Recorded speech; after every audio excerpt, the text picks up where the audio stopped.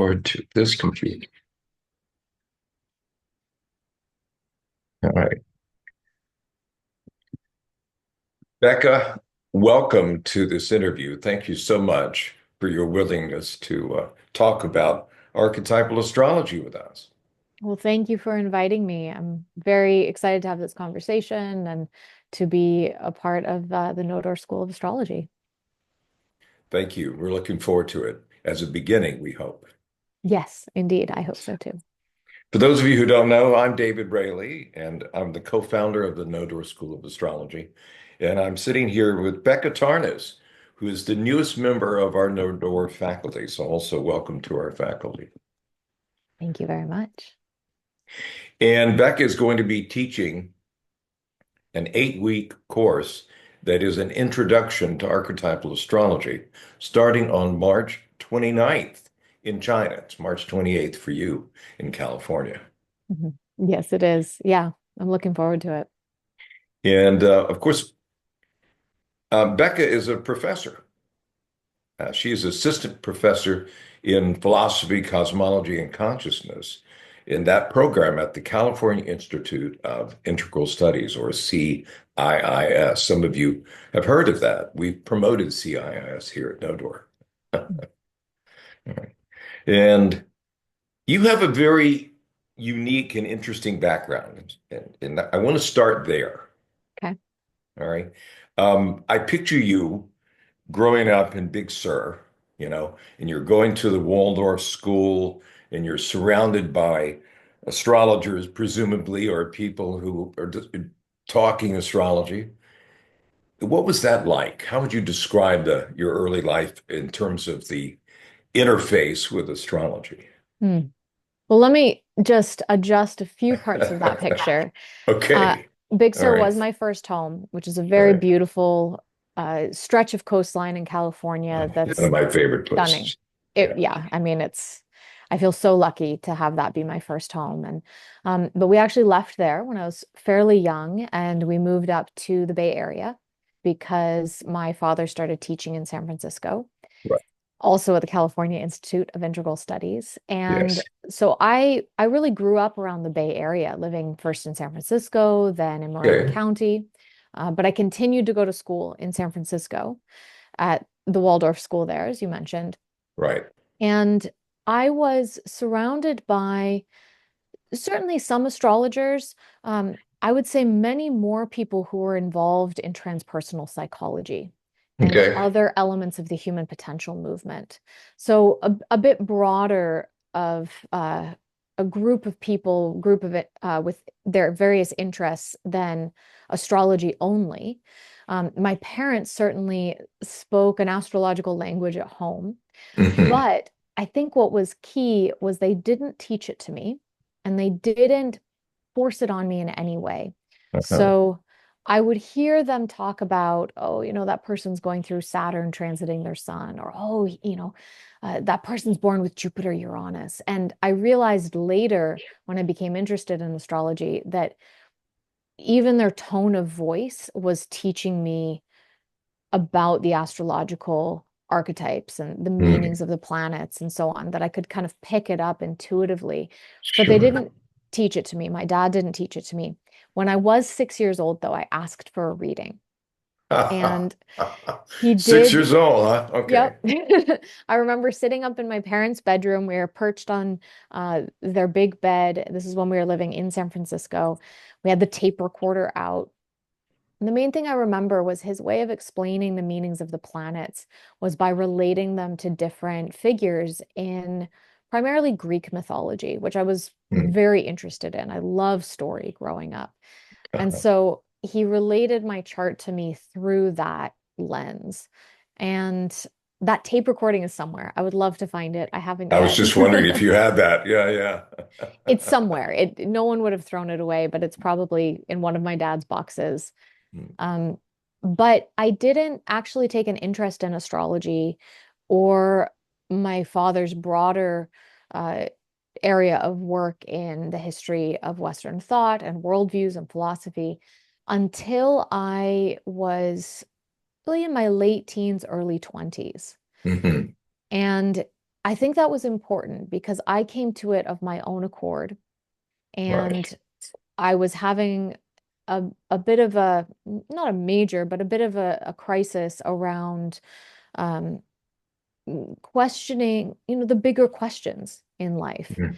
Sure. relating to, I was an environmental studies major in my undergrad degree, environmental studies in theater. And I was starting to ask these questions of, well, why are we in an ecological crisis to begin with? I knew all the Hmm. problems of it Hmm. in many Yes. different sectors, but not that more fundamental question of why. Why do we treat the earth in the way that we do as an object, as a resource, as something to be extracted and exploited? And it was Yes. in that questioning that I actually became interested in my dad's work and what he had been lecturing about and writing on the history of worldviews and this kind of Yes. disenchantment of modernity. Hmm. So that was the turn for me. I would have been 21, 22 years old as that shift was taking place. I see. And then it came very quickly after that, once I started wanting to learn astrology from him, from my peers who were his graduate students as well. And it came in very, very rapidly and changed my life radically. Right. And it even led to you pursuing a very interesting topic for your PhD. It did. Yes. I was drawn into wanting to learn about archetypes and the unconscious and synchronicity. Hmm. And I stumbled across my dissertation topic. In some ways, I say that it chose me because Okay. back in 2009, Carl Jung's Red Book was published almost a century after he started making it. And the Red Book is a record of Jung's both spontaneous visionary experiences, but also actively induced kind of fantasy visions, fully immersive Hmm. visions. And he Yes. wrote these down. They're kind of the core of his psychology, illustrated them in what he called the Red Book. And I noted this very interesting parallel between that and the writings of J.R.R. Tolkien, the author of The Lord of the Rings, who in the context of his story, has all of these tales written out in a book called the Red Book of Westmarch. And I thought, well, that's interesting. It's a red book on a Yes. red book. And thought, what if there's more there? And so I started Uh-huh. looking Yes. and found all these parallels in terms of timing and imagery and scenery and paintings that they each did, and was Hmm. totally amazed. And so this became my doctoral dissertation. Right. So you were Really, inspired. This yeah. completely captured your imagination. It really did. And imagination is the key word, actually, because it started to open me up to questions around what is the imagination? Maybe the imagination is something more than that which is simply made up, only a fantasy. These, Yes, but then, of course, why make it up? What purpose does it serve? Where does it come from? Why do we share these things with other people we don't even know?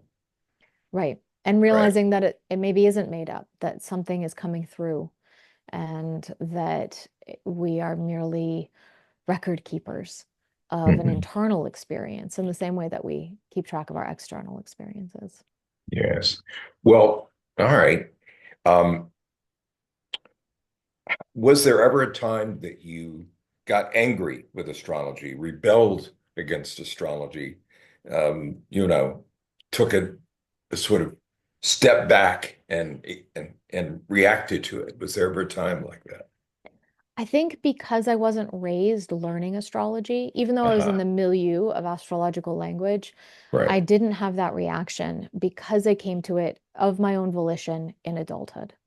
So what I did experience though, before I was well versed in astrology, but I was just becoming interested, uh, I had the occasional experience of sharing about astrology and some of my father's research that he documented in his book Cosmos and Psyche, of being very negatively responded to by um, intellectuals in academia who Sure.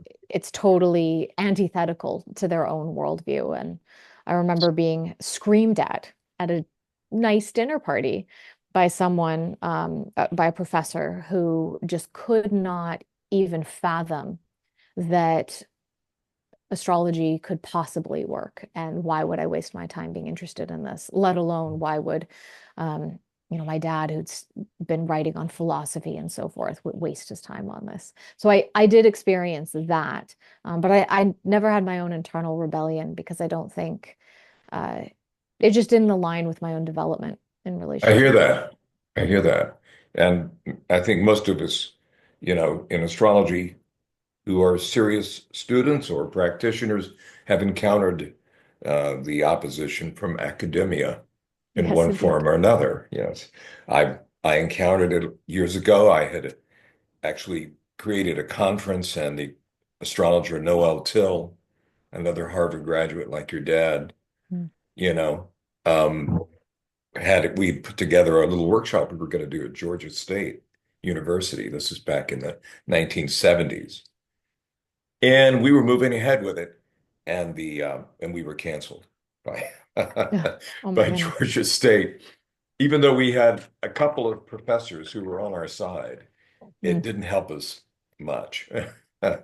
Yeah, there's a lot Yeah. of resistance. It can be very threatening to someone where it undermines their worldview, their understanding Right. of And the life. sad truth is it doesn't, the worldview, you don't have to be threatened by the worldview because it's a beautiful worldview. And It is. it's a worldview that doesn't exclude anybody. It Mhm. includes everyone and everything, Yeah, you know. Yeah. absolutely. Um, so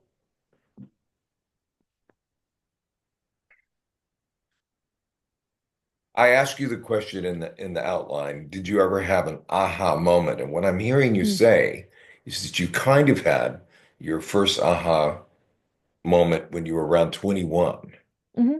say, right? I did. Okay. Yes. I think the aha moment for me was two things were happening simultaneously. One was the aha moment as I really took in what it meant that Mhm. there were correlations between planetary movements and human experiences. Yes. And at the Yes. same time, it was deeply personal because it was an aha moment that, oh, this is the research that my father has been dedicating his life to long before I was even born, that I Yes. never understood and never had an interest in. And so it was a little bit heartbreaking and healing at the same time, like a homecoming of realizing that everything you've been going out into the world and seeking is actually right back where you started, which is how I ended up going to graduate school at the Right. school and in the program that he uh, founded. And he founded the program within the school that already existed. And so I really, that was part of the awakening, was this coming back to a place that I'd started and hadn't been aware of or hadn't been ready to be aware of. And then mm, just over a year into that journey, I had another level of awakening, which was the Mhm. shift from learning the techniques of astrology. So, how to read an ephemeris and what are the aspects and Uh-huh. so forth. It was a fundamental shift in consciousness where I suddenly could see the archetypal principles associated with the planets in the world itself. It was a kind of Mhm. numinous mystical experience. And Yes. from Yes. that point on, I couldn't unsee it. It it changed me forever. It's like when you learn how to read and you can't look at words on, the spine of a book or a newspaper or on a billboard without immediately reading what it says. That was the shift for me when it came to perceiving these planetary archetypal principles in the world. That's right. And of course, astrology is really a language, a symbolic language, Exactly. that resonates on many levels. And I think for a lot of us, when we first get into astrology, we have that breakthrough where we're like, "Oh my God, this is the most real thing I've ever encountered." You know, when you have that experience, there's really no going back almost. There isn't. You've stepped through the looking glass at that point. Yeah. and it changes your perspective. Um, One of my cousins a long time ago knew I was, of course, a professional astrologer, and he just looked at me and said, "Well, astrology is just another way of looking at the world." Mm. Uh-huh. And I said, "Yeah, it happens to be a way of looking at the world because it is the world we live in. We live in this system. Hmm. We are part of this system." Hmm. And astrology tells us how that system works. Absolutely. Yeah, That reminds me of something that my husband and I have talked about when attending astrology conferences, because you can go to so many different presentations coming from so many different branches and lineages of astrology. right. And we were discussing, well, how is it possible that they all work? And the thought that came up for me is because they're like languages, that there isn't a uh, one language that is more correct at describing the world. They all give words to Yes, the world around yes. us and our interior experience, but they're totally different words. And each one may show different nuances too. Not all languages can have a one-to-one translation, but they all work. And I think Mhm. that that's the case with various branches of astrology that have different lineages and have been developed by different cultures at different times in history. They're languages, languages of the stars. Exactly. And all right, so let's talk a little bit more specifically about archetypal astrology.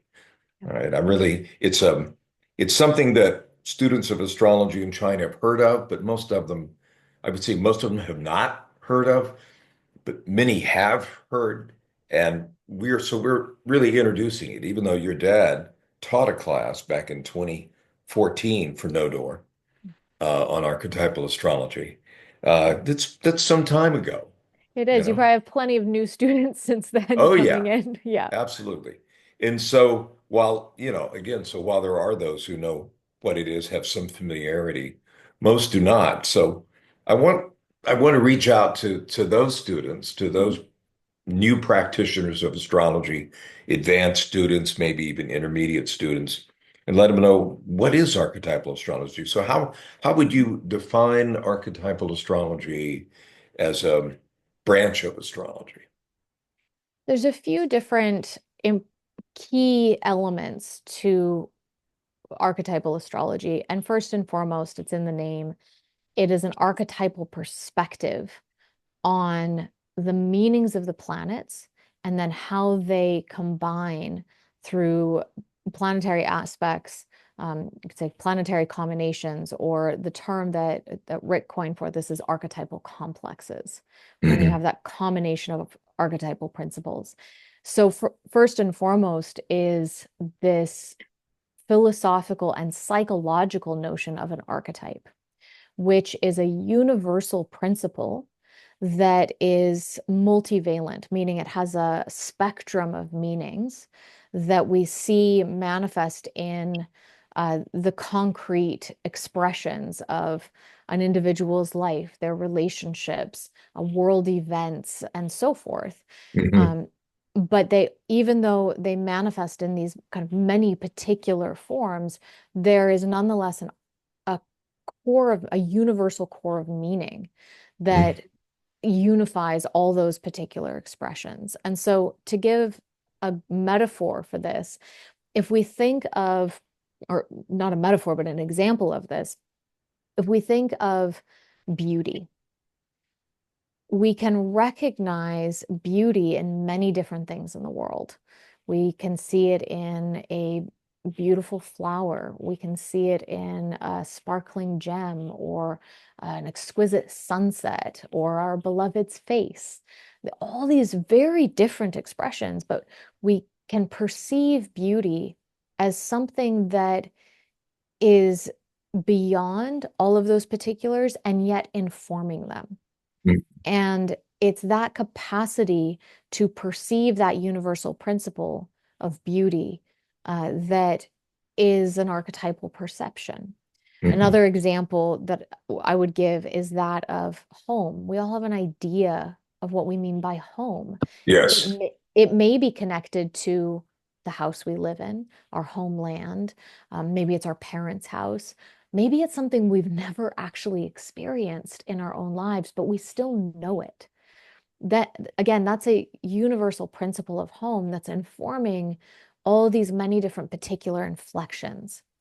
And so the planets also have these meanings associated with them. And when we learn astrology, usually we think of it as we're learning all these key words to describe each of the Hmm. planets. Right. What an archetype is, it's all of those key words combined. You gain the ability to understand why it's those keywords. Like, why Hmm. is Saturn the principle of death and dying and responsibility and commitment and hard work and time? And, as I'm saying all these things, you might think, well, gosh, that's a lot of different separate things. Hmm. But actually, there's a more fundamental relationship between all of them, almost like they're metaphors for each other. That, Sure. yeah, Yeah. so we can see the relationship between time and endings and death and dying, but also that sense of, commitment and responsibility, uh, through to the end, finitude, and so forth. I could keep going. Of Um, course. And yeah, so to just paraphrase you a little bit, yeah, an archetype corresponds to a universal principle that we all share as part of our human experience. yes, absolutely. Okay.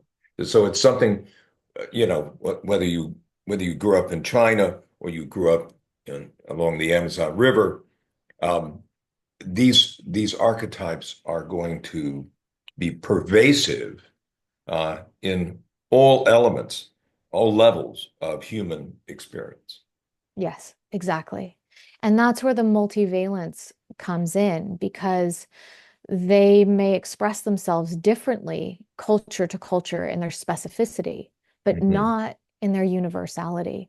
And so that's where I think it's a very valuable uh, concept to bring into astrology in general. And I think the archetypal perspective can actually be applied to many different branches of astrology as well.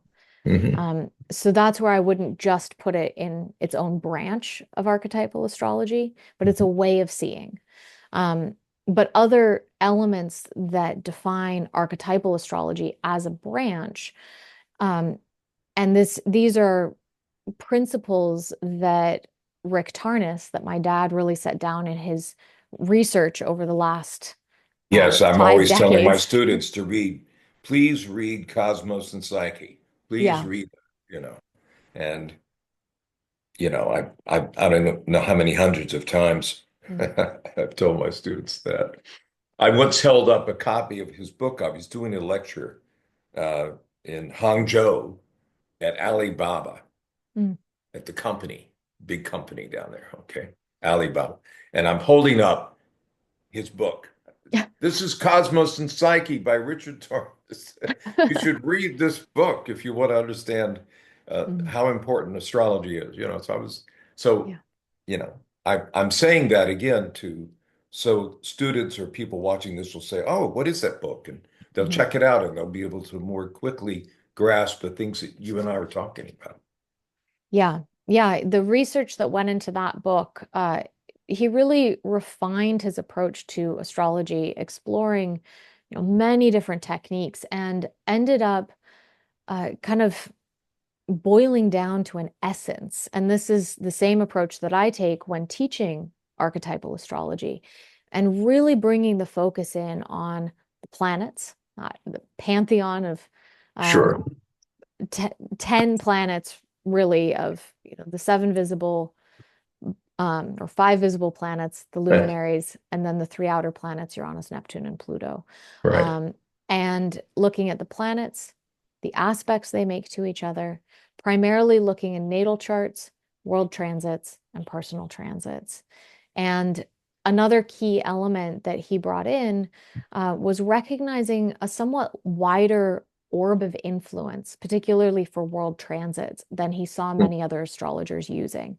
That he recognized these alignments as they correlated with events in history as being more like Mhm. waveforms instead of exact moments of, Right, yeah, right. I mean, he not only, defines archetypes, but he clearly shows how those astrological archetypes manifest as cycles.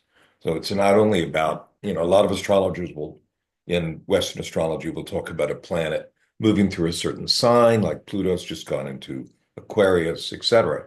yep, But they don't always talk about the fact that, hey, look at these big cycles. You have the conjunction, you have the square, you have the opposition, so I think archetypal astrology puts a lot of emphasis on those planetary cycles.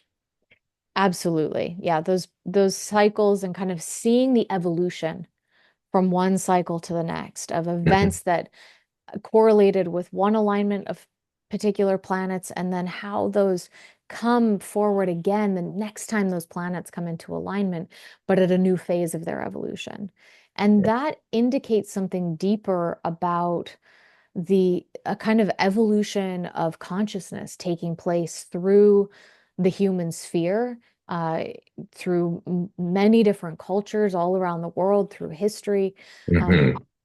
it you get a sense for a deeper intelligence and meaning and purpose and patterning that's taking place across time that we're participating in.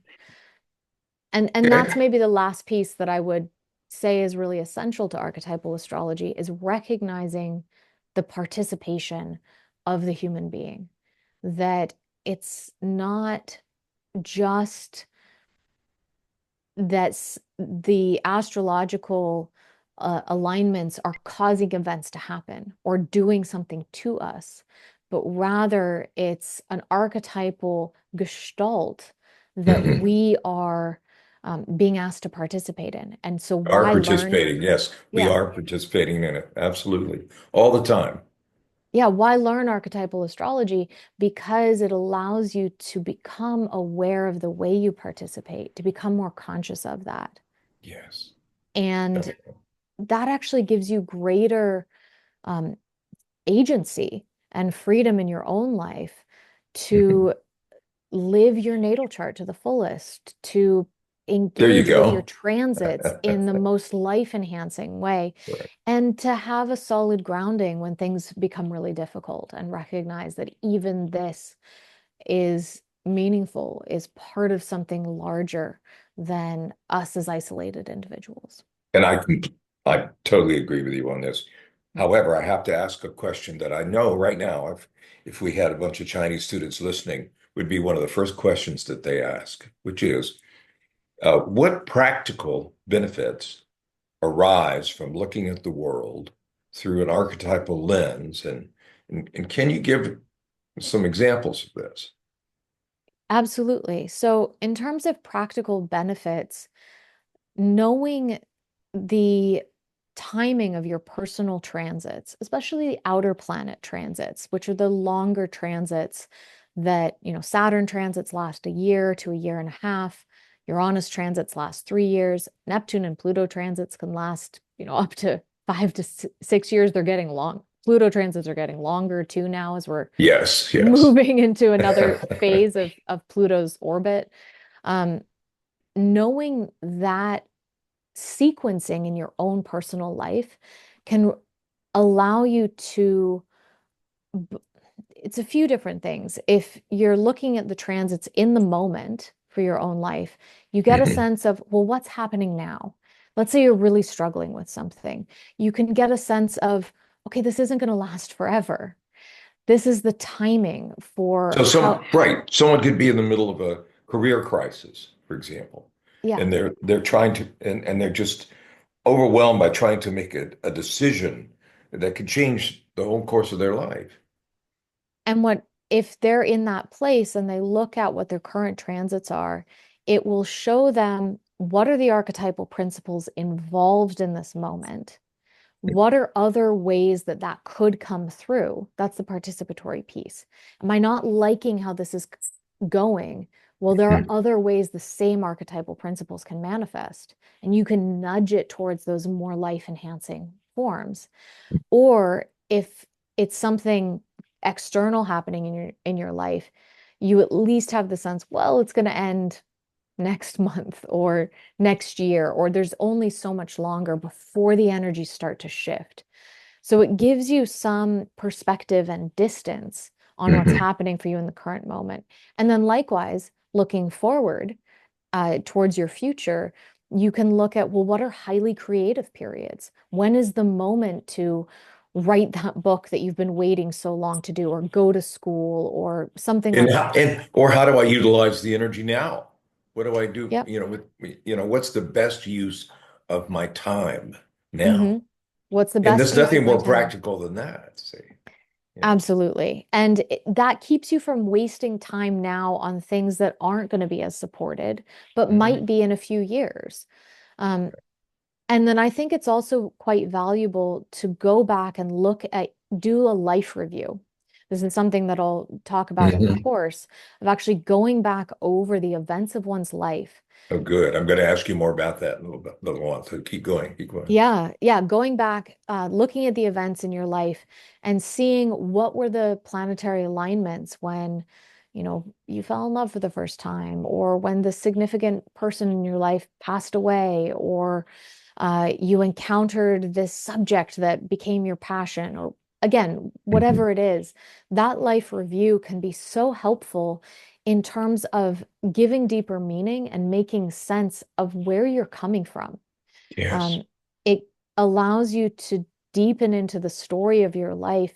It can give Mhm. meaning and context to highly traumatic events. You can look back at maybe a very difficult experience and recognize, oh, that combination of particular transits is never going to happen that way again. I don't need to live my life going forward with fear that it's going to happen again. Or maybe you do see a combination like that will be coming up. Now you know how to handle it better. Now you know how to react differently, or who to draw on for support at that time so you don't make the mistakes you felt you made back then. Um, Sure. Sure. s- yeah, How that resonates with you and how it defines you in terms of the potential that you're growing all the time. I exactly. I like to tell people once upon a time I was a young man with potential. And then I became a middle-aged man with potential. And now I'm an old man with potential. I love that. I think that's beautiful. Yeah, yeah.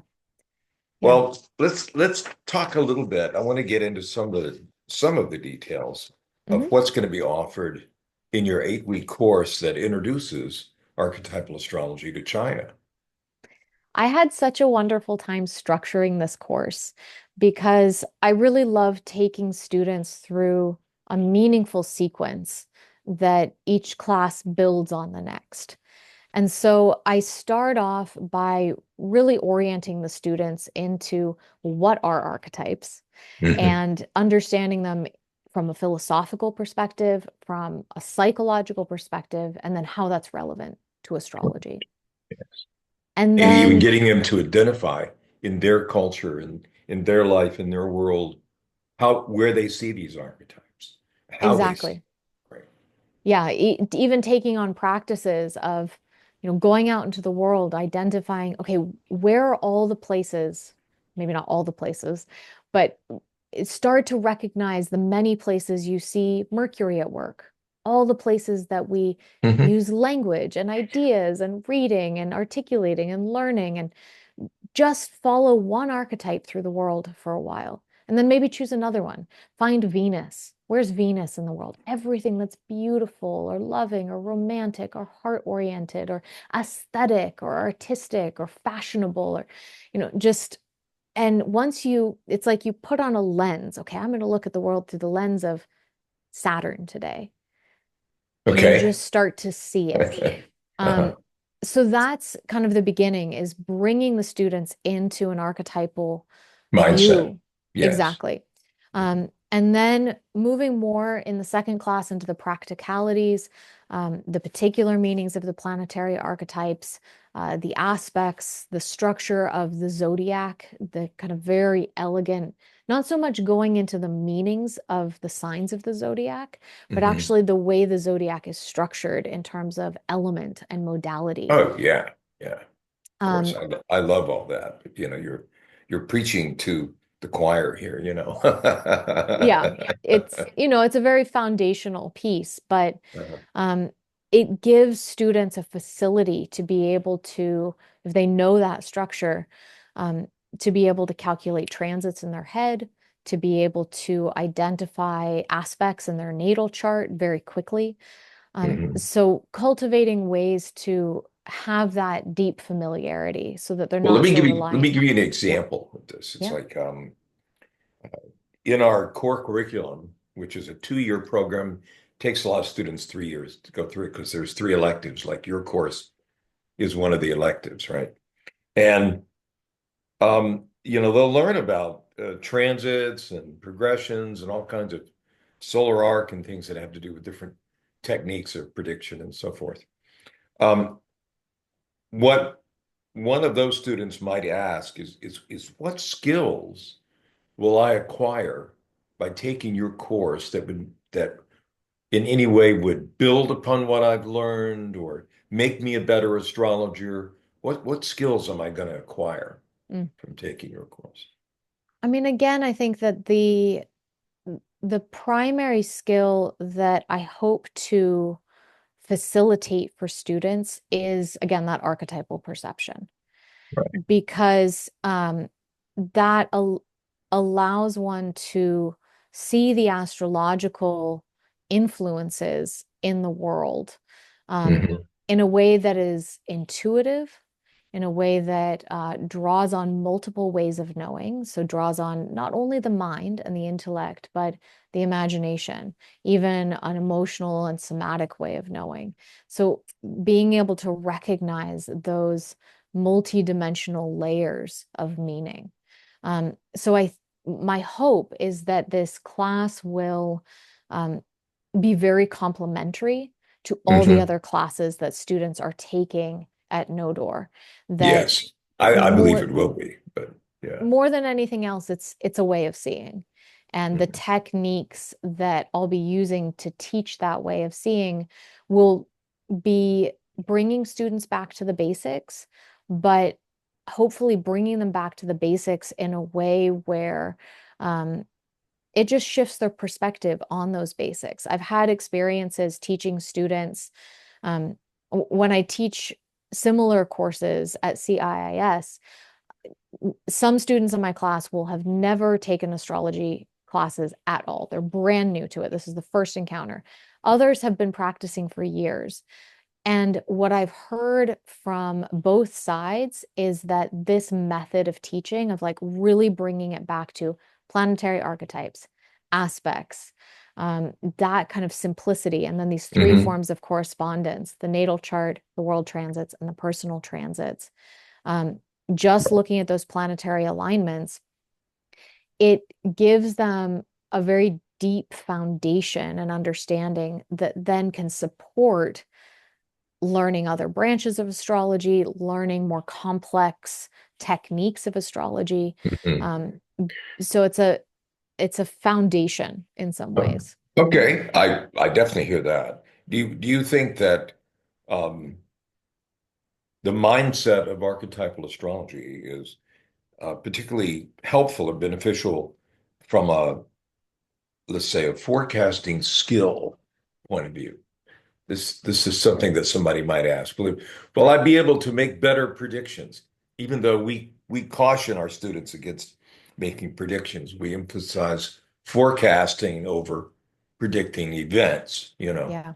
of course. But what would it do that? Do you think that studying archetypal astrology can really enhance your ability to forecast?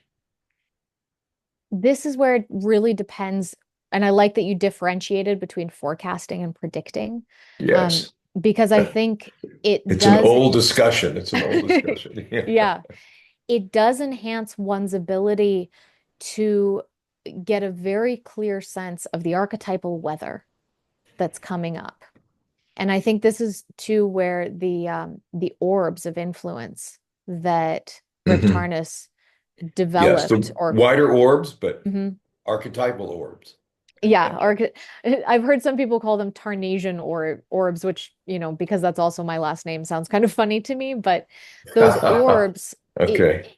looking at that timing, I think is Hmm. very valuable because I've noticed that archetypal astrologers using those wider orbs start to perceive events coming up that astrologers using narrower orbs might be missing. Like, oh no, we're seeing a larger trajectory here.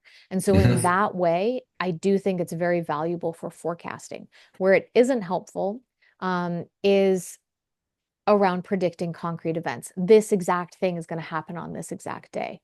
Hmm.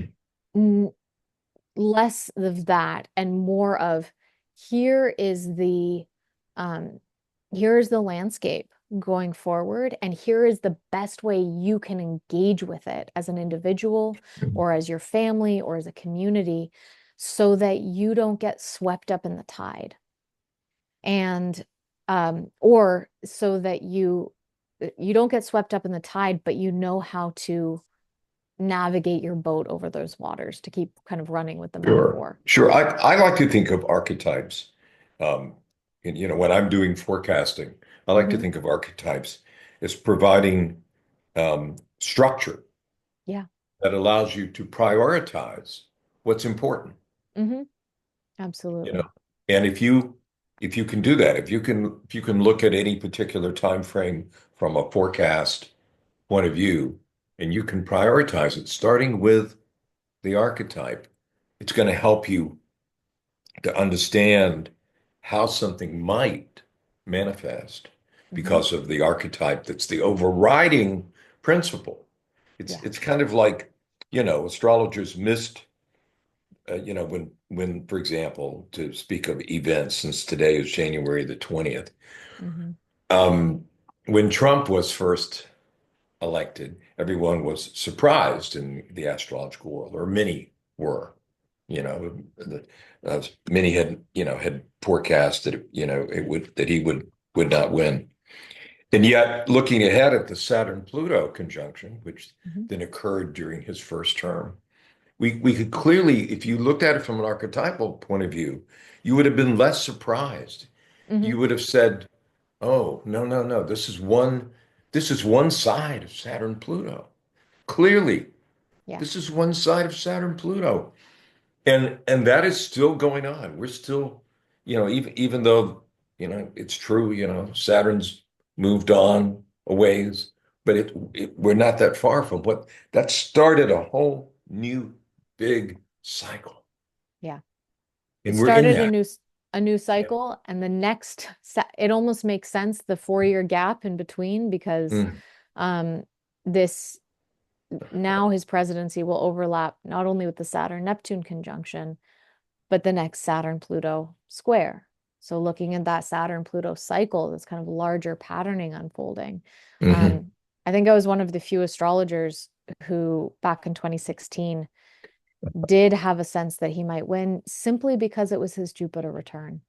And if someone is Yeah. that obsessed with winning and it's their Jupiter return, it's pretty hard to see that not manifesting in that way. Hmm. Um, but yeah, I totally agree with you that when you look forward and you see that larger patterning, the events in the current moment make sense. Yeah. Yes. Yes. And not only that, archetypes are not necessarily affiliated with any particular political party. No, they do not have a Allegiance. particular, they don't have an allegiance or a particular moral vector. Right. And that's too where I think developing our own self-awareness. This is why I bring depth psychology into my teaching of archetypal Mhm. astrology, Right. that it's not um, separate from a deep introspection of our own psyche, of our own interior world, and that forging our own moral compass in relation to these archetypal powers uh, for me, is part of the practice. And that's Yes. where I encourage doing that life review, journaling with your transits, doing deep inner work, and kind of our own psychology to be able to better participate. What kind of outcomes have you seen? Can you give us some Mhm. examples, working with your clients, just as a kind of example of how that archetypal approach makes a difference. Yeah. Um, so I'll speak more generally until a particular concrete Okay. example comes to I know I mind. put you on the spot there. I know. But speaking more generally, first of all, I think that what this allows people to do is get a sense for the ways they can participate in that multivalent spectrum. So if you look ahead or maybe in the current moment and you're in the midst of a major Uranus transit Mhm. and you're noticing a lot of change and a lot of upheaval in your life and you're feeling maybe uncomfortable with that. Everyone says they want to embrace change, but really they don't want to because it's destabilizing as Uranus is. Um, it's an opportunity to look at, okay, I feel like change is being forced on me. So can I Mhm. rather reorient and make the changes I want to see happen while I'm in the midst of this transit? Mhm. And that can be immensely creative and liberating and opening. So I've seen that a lot when clients of mine have gone through say Uranus transiting their sun or the Uranus opposition in their late 30s, early 40s. Those are ones that really shake someone's life up. And so learning how to bring in the changes you want, or Uranus transiting the moon, for example, and there can be a lot of instability in one's home life. This can be a good time to maybe it's time to move. Maybe it's time to change things up in the home intentionally so that that energy gets redirected. You see a transit of, Saturn coming up to conjoin your Neptune, maybe. Um, and if someone is feeling that in a way where this is one I've seen a lot actually, uh, Saturn, Neptune, or Saturn, Moon will come in and people will start feeling very depressed, anxious, sad, heavy, Mhm. grief-ridden. Sometimes it's for a concrete reason, the loss of a parent or Sure. displacement from one's home. Um, it- Sometimes it can feel like it's just come up out of nowhere and there's no reason for it, which deepens the depression. I have no reason to be sad. Why do I feel this way? Then you find out what your transits are. Oh, okay, that's what's going on. And then one can reorient to deepening a spiritual practice, for example, where you commit to that every single day. And suddenly the depression lifts because you've given yourself a structure for that archetypal energy to come through. Mhm. Or using it to take care of one's body and eat really well and exercise and so forth in a way that feels very structured. Now Mhm. there's a form for that to land in. Um, and I would just see that over and over again with my clients. I had a client practice for 8 years, and um, that it's just that shift, that participatory Mhm. shift. Yes. And so again, um, what archetypal astrology allows you to do as an astrologer is to offer your client a mindset, a framework that helps Mhm. them to grasp the creative potential of every phase of their life, rather Mhm. than seeing themselves as victims of the planets, Saturn is doing this to me, or Pluto is doing this to me, or I can't wait until my Pluto transit is over, and and, Right. and all of that kind of stuff. Yeah. They're missing the opportunity that trend offers them. In addition to whatever suffering or pain they're going through, you're going to suffer regardless. It's going to be Right. pain regardless. But it's like archetypal astrology helps you to understand more about the creative potential that offers you. And Yeah. I that's what's exciting about it to me, because I'm always saying that to my students here in Chinese. I'll say, 未来有你们创造, which means you create your future. You Hmm. know, so Yeah. it's like, it means co-creation in the sense that you're working with the planets, or in the case of what you'll be teaching, working with the archetypes. Yeah. one metaphor I love using is it's a shift from being a puppet, being danced on the strings of planetary archetypes that we're unaware of, to Hmm. becoming a fully empowered dance partner. You're not dancing alone. You are dancing with someone who's probably taking the lead, but you are dancing with them. You have agency. You are participating in that dance. And Yes, that's the shift that I think is really core to what archetypal astrology is that participatory element and that sense of empowerment and that seeing the creative potential. This shouldn't be confused with it always being good, or you can just create the life you want and everything's going to be wonderful. It's more about finding meaning even in the deepest suffering, of course.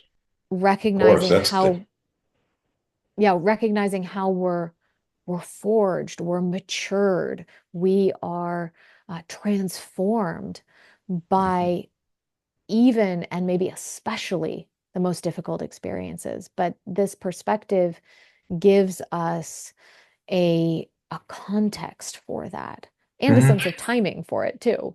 Yeah. Right. And also a sense of our place in history, the kind Hmm. of, where we are in how our own personal life, our own individual story interacts with the history we're living, the Yeah. time frame we're in. Hmm. Again, archetypes provide us with that framework Hmm. so that we can better understand what the hell's going on. And You know? Yeah. those cycles you were speaking about earlier too, when we get to know those larger outer planetary cycles in history, Hmm. something that I'll be inviting students to do is, studying their own natal chart and looking, well, do you have any of those outer planetary alignments? What point in history were you born? And something we see over and over again is that people born with certain planetary alignments kind of come into their own when those alignments come back around. And I some of those may I take I a long agree. time. Yeah, yeah, Yeah. yeah. Some Yeah. may take a long time for those really long outer planetary cycles. Others may be a little bit shorter, but there's a familiarity, a resonance between the natal chart and that moment in time when those cycles come back around of, wait, I'm familiar with this. I've been living this my whole life. I know what Hmm. to do.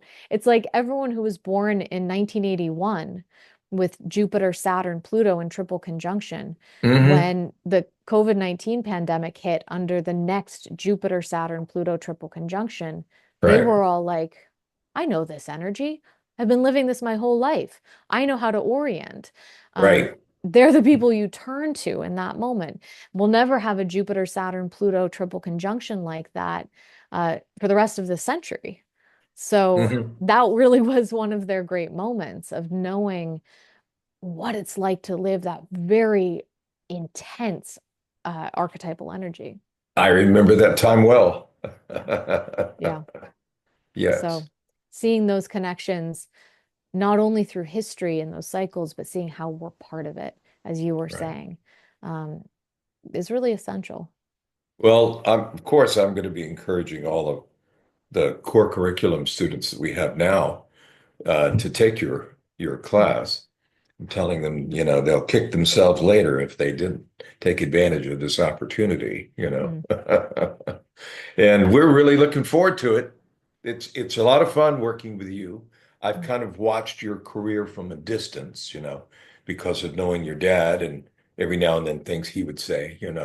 And mm. so it's so exciting to see, what you are doing, what you've become, who you are, and to have you now as part of our No Door family is really wonderful.